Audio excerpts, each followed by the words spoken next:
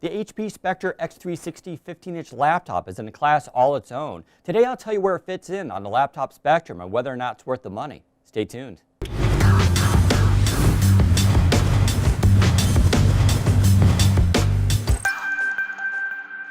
Let's talk a little bit about what this laptop is and what it's not. 15-inch laptops tend to be quad-core machines. This, however, is dual-core, so it's best to think of it as an Ultrabook that's in a 15-inch body. It's very similar to the X360 13-inch. You're just getting more screen real estate with a 4K display and active pen, as well as a 940MX dedicated GPU, which is a nice bonus. All right, let's get into the specifications. We're talking Intel Core i7 7500U CPU. That is Kaby Lake. It's dual core. It's one of the latest out there. You can also get up to 16 gigs of RAM, although there's a configuration that starts at 8 gigs of RAM. For storage, you're talking about 256, 512, or 1 terabyte SSD. It's a pretty performant SSD, but it's a Toshiba one and it's a little bit older. I didn't care for the speeds too much of it. However, you can replace it. It's a little tricky, but it can be done. When it comes to the display, HP is using a 4K IPS, and that's a little bit different. Last year they had a 4K option, but they also had a full HD one as well. As it turns out, a lot of people prefer 4K and 15-inch, but what they didn't like was the battery life. And so that's what they addressed this year with this version. It has a larger battery, but they kept only the 4K display, so there's no full HD. I really like this display. It's very good. The color gamut is great. It's about 72%, and they say it's 340 nits for brightness. I had no issues with it. It is glossy, so keep that in mind. It's not too saturated either, which I really like. This is not like a Samsung OLED display where it's going to be really, really contrasty. Instead, it's very neutral, and I think it looks really good here. Another cool feature of this laptop is it comes with an active stylus. That's very much like the Surface. So this is not a Bluetooth pen, but Intrig. And in fact, it works with the Intrig Universal Pen that should be coming out later this year. It's a very good pen. I had no issues with it. It does have 2 buttons that are configurable. It's not quite as good as the Surface one, but it does feel very similar, and it's in the box. That's a cool thing to have. Let's talk about this GPU. So what makes this laptop really unique is it comes with an NVIDIA GTX 940MX with 2 gigabytes of video memory. That sounds impressive. Of course, it's an old GPU, and I want to put this in perspective here. What it's really doing is giving you a little extra oomph for that 4K display. Think of it for your browser and office apps. It's not a gaming laptop. Sure, it'll help there. Pinball Effects 2 plays great, but you really don't want to use this for a first-person shooter. When it comes to ports, HP did a really good job here. They give you a little bit of everything. So you have a classic USB Type-A for your legacy devices and thumb drives. You also have a headphone jack. You have the power button right here. You can see it flashing to let you know it's in sleep mode. You have your intake vent for cooling. This device does have 2 fans in it. You have a full SD card reader, so there is your slight to Apple and their MacBook Pro fans. Coming to this side, you do get 2 USB Type-C ports. One is full Thunderbolt 3. The other one is just 3.1. Both do data and power. However, only one of them will do your full display out, but that's not a big deal either because they do give you a full HDMI port here. That's HDMI 2.0. You also have your secondary vent here as well as a volume rocker. When it comes to the design, the 15-inch version very much resembles the HP Spectre X360 13-inch. The one difference, of course, is it now comes in this ash color along with these sort of copper gold accents, which look really nice. It does pick up fingerprints. It's not too bad. It's definitely better than the Razer Blade, which picks up a lot of fingerprints, but you'll occasionally want to wipe it down. You do get that exclusive Spectre hinge, which I think looks absolutely fantastic with the rolled edges here. It's a really nice design, but I'll show you there is a price to pay for having an X360 device in a few moments. Of course, the sides are very clean, and it's very symmetrical with these intake vents. Looking at the bottom here, HP did a very good job of keeping things clean. There are some FCC markings as well as some tiny screws which blend in very well. Otherwise, it doesn't really matter. You can also see this giant intake vent here. There are 2 fans on each side. It does a very good job of keeping this device cool. In fact, it never really got hot at all. You also have these rubber feet here, which are really nice to give you clearance for keeping the device cool. When it comes to weight, it's a 4.4-pound machine, which is about 2 kilograms. Now, it's not the lightest machine out there, but it's CNC aluminum metal throughout. In other words, it feels substantial and feels really good to hold. It feels like a quality device, and that weight reflects that. I think HP did a good job here, especially with that larger battery.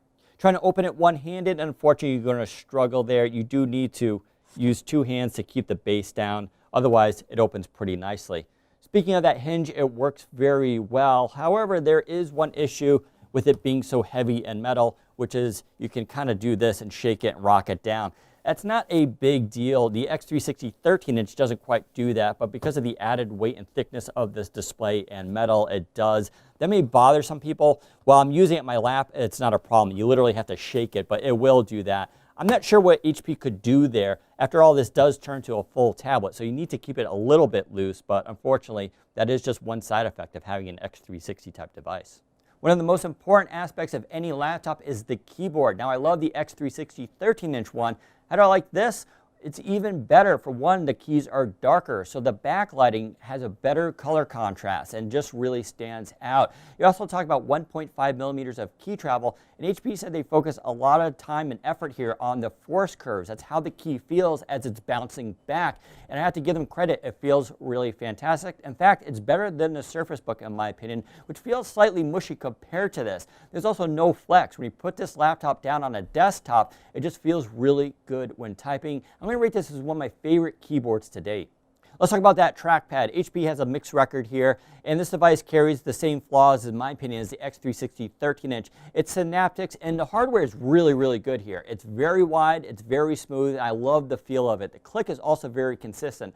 So A+ there. My issue is still the fact that they use Synaptics software, which is getting better, and you can fine-tune this to your needs. And I think most people are going to be totally fine with this. I really don't have any issues with it. I just prefer Microsoft's Precision. I've been pressuring HP to switch over to that, and I think I may be getting closer. We'll have to wait and see, though, to the next version. Overall, though, it's a very good trackpad, but I think they could still do a little bit better. What about audio? HP always does a pretty good job here. They use B&O tuned speakers, and you have the same here. Now, there's only 2 of them. That differs from the 13-inch, which actually had 4. That was kind of cool because when you flipped it to tablet mode, you had those speakers firing at you. It doesn't quite do that here, but these speakers are bigger and more powerful than the ones in the 13-inch, and they have their own amplifiers. They're also upward firing when you're in laptop position, which, let's be honest, is how you'll be using these more often. Overall, they're very good speakers. I wasn't blown away by them, but I'm also kind of impressed by them as well. They're very good, and I'm going to rate them as one of the better speakers out there. They did a great job. Talk about the web camera. It is a full HD one with dual IR cameras and a dual microphone array. That's pretty awesome. It also means you can use it for Windows Hello facial recognition. It's the same one that's found at 13-inch. It works very well here. It's also placed on the top bezel, which is really good if you're doing a job interview or just using this for Skype. So if you're a big fan of using a web camera, you'll really like this one.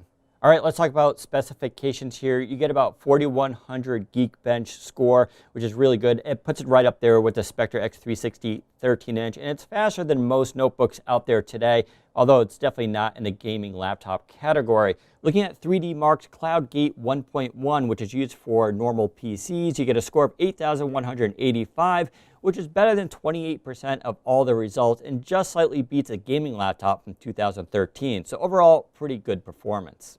What about battery life? We're talking a 79 watt-hour battery, which is an increase over last year's. That also made the device slightly thicker, and I give HP credit here for doing that. They wanted to give you a little bit extra battery life for that 4K display, and it works out pretty well. Now, they rate the battery at 12 hours. That's on a video loopback. I don't find that too accurate. In real-world usage, you're talking 6 to 8 hours.